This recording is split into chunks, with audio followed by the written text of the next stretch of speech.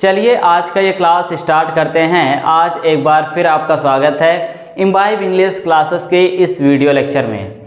देखिए, जिस तरह से मैंने आपको पिछले वीडियो लेक्चर में बताया था कोऑर्डिनेटिंग कंजक्शन के बारे में कि कोऑर्डिनेटिंग कंजक्शन क्या होता है, किस तरह से हम पहचानते हैं कि ये वर्ड हमारा कोऑर्डिनेटिंग कंजक्शन है और इस वर्ड को हम इस सेंस के लिए यूज करते हैं सेंटेंस में।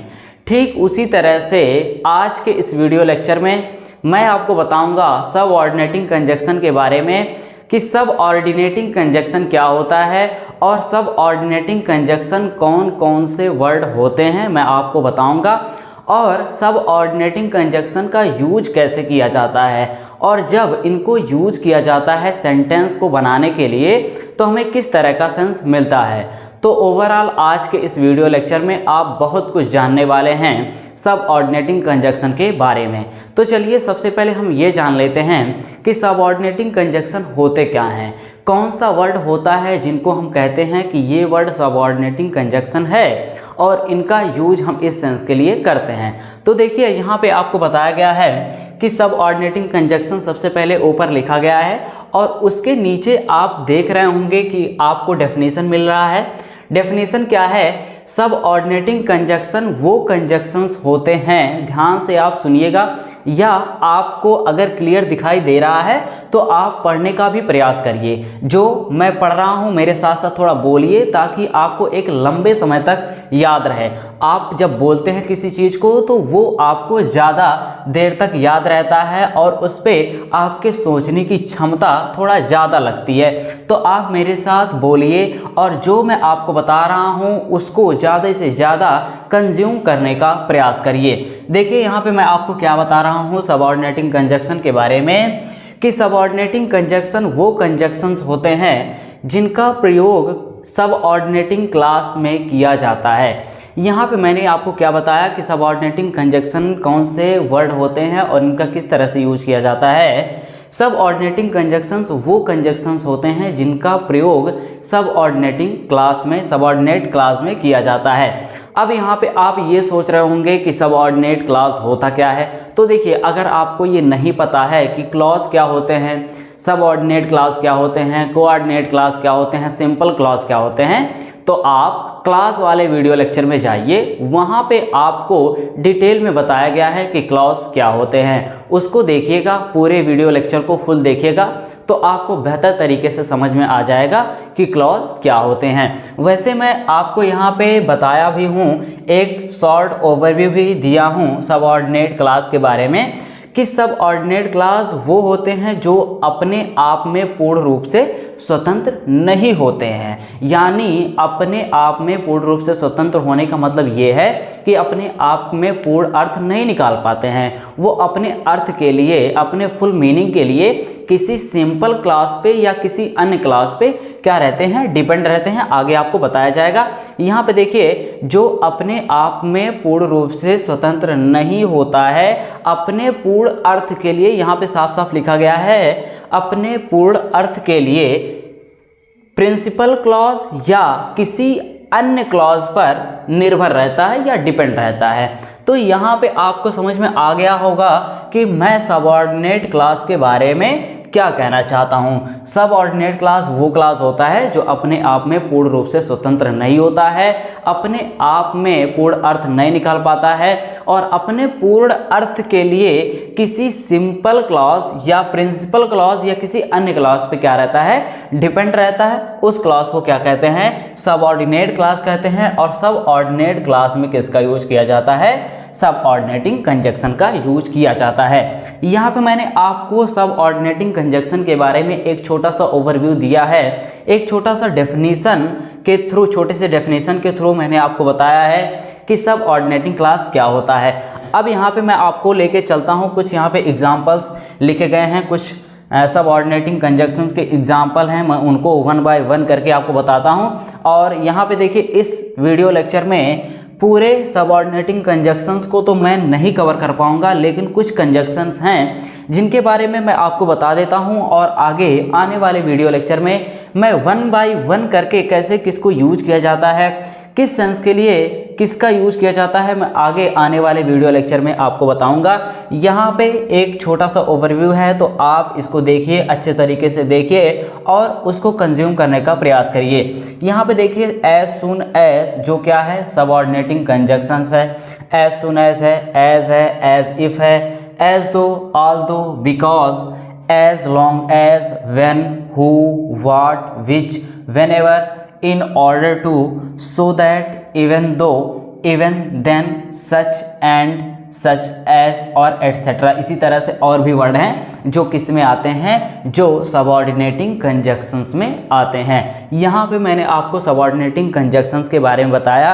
अब इसको जरा हम एग्जाम्पल के माध्यम से समझते हैं कि किस तरह से हम सबऑर्डिनेटिंग कंजक्शंस का यूज सबऑर्डिनेट क्लास में करते हैं और कैसे सबऑर्डिनेट क्लास अपने पूर्ण अर्थ के लिए किसी अन्य क्लास पे डिपेंड रहता है। तो चलिए सबसे पहले हम लेके चलते हैं हमारा जो पहला सबऑर्डिनेटिंग कंजक्शन है वो है एज सून एज।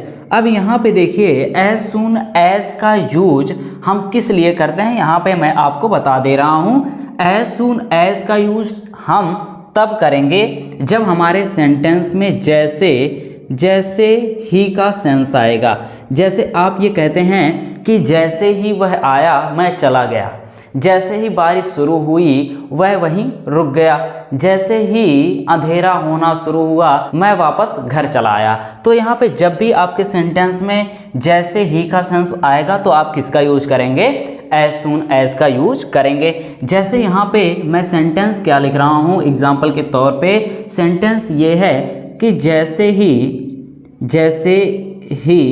बारिश शुरू हुई मैं चला गया। यहाँ पे देखिए जैसे ही बारिश शुरू हुई मैं चला गया। अब यहाँ पे जैसे ही का सेंस आ रहा है। अच्छा यहाँ पे देखिए क्या ये जो क्लॉज है जैसे ही बारिश शुरू हुई ये सबऑर्डिनेट क्लॉज है या नहीं है, इस पे ज़रा चर्चा कर लेते हैं।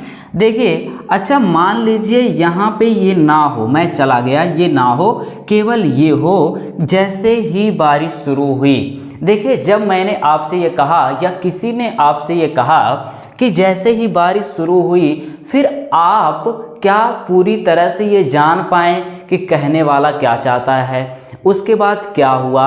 तो यहाँ पे देखिए यहाँ पे पूर्ण अर्थ निकल ही नहीं रहा है। ऐसे बहुत से एग्जाम्पल हैं। जैसे मान लीजिए अगर आपको ये कहना हो कि जब मेरे पापा घर आए, उसके बाद तो आपके मन में ये तो क्यूरियोसिटी होगी ना कि उसके बाद क्या हुआ, फिर क्या हो गया, ठीक है। तो ऐसे क्लास क्या कहलाते हैं, ऐसे क्लास सबऑर्डिनेट क्लास कहलाते हैं। अब जब मैंने आपसे ये कहा जैसे ही बारिश शुरू हुई, उसके बाद फिर आपने पूछा उसके बाद क्या हुआ, आगे बताइए क्या होगा, ठीक है।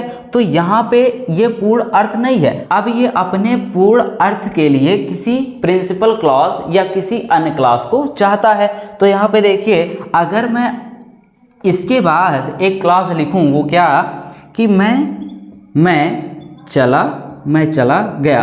अब यहाँ पे देखिए अब इसका पूर्ण सेंस निकल गया, पूर्ण अर्थ निकल गया कि जैसे ही बारिश शुरू हुई मैं चला गया। तो इसका अर्थ किस पे डिपेंड है, यानी ये वाला क्लास किस क्लास पे डिपेंड है, ये इस क्लास पे डिपेंड है। अब ये कौन सा क्लॉज है, ये है प्रिंसिपल क्लॉज। अब यहाँ पे देखिए ये अपने पूर्ण अर्थ के लिए किस पे डिपेंड हुआ, प्रिंसिपल क्लॉज पे डिपेंड हुआ। तो यही क्लॉज क्या कहलाता है, यही क्लॉज सबऑर्डिनेट क्लॉज कहलाता है। अब यहाँ पे देखिए जैसे ही, अब यहाँ पे जैसे ही आया है तो जैसे ही के लिए हम किसका यूज करेंगे, एज सुन एज का यूज करेंगे। अब ये एज सुन एज है क्या, ये है सबऑर्डिनेटिंग कंजक्शन। अब सबऑर्डिनेटिंग कंजक्शन का यूज हम कहाँ पे कर रहे हैं, सबऑर्डिनेटिंग क्लॉज में। तो इस तरह से आप थोड़ा समझ के थोड़ा एक लॉजिक के तौर पे पढ़ेंगे तो आपको बेहतर तरीके से समझ में आएगा। चलिए हम सेंटेंस को बनाते हैं। देखिए एज सून एज, यहाँ पे देखिए जैसे ही, उसके बाद इट स्टार्टेड टू रेन, उसके बाद आई लेफ्ट, मैं चला गया। इस तरह से आप सेंटेंस को बनाएंगे और जब आपको ज़रूरत पड़ेगी सबऑर्डिनेटिंग कंजक्शन को यूज करने की तो आप अनडाउटली निसंदेह अपने सेंटेंस में सबऑर्डिनेटिंग कंजक्शन का यूज करेंगे। लेकिन ध्यान आप ये रखेंगे कि सबऑर्डिनेटिंग कंजक्शन का यूज आप तभी करेंगे जब आपका क्लॉज कौन सा क्लॉज होगा, सबऑर्डिनेट क्लॉज होगा, तब आप सबऑर्डिनेटिंग कंजक्शन का यूज करेंगे।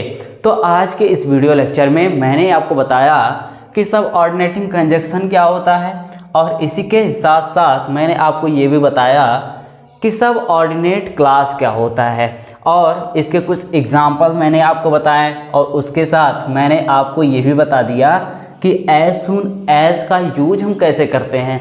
तो आज के इस वीडियो लेक्चर में बस इतना ही, फिर मिलते हैं आपसे नेक्स्ट वीडियो लेक्चर में नए टॉपिक के साथ। थैंक यू इस पूरे वीडियो को देखने के लिए।